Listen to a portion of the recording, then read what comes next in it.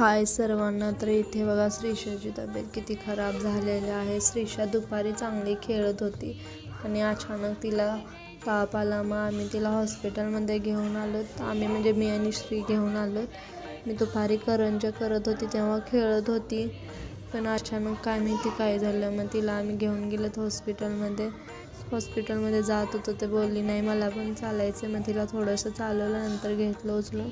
तर इथे बघा जाताना आम्हाला आकाशकंदील वगैरे दिसले, पण आम्ही नाही घेतले.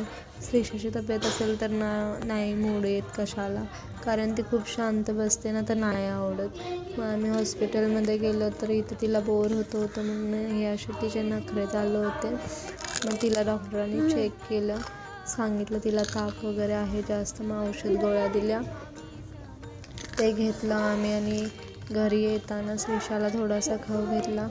तर चला बाय. श्री स्वामी समर्थ.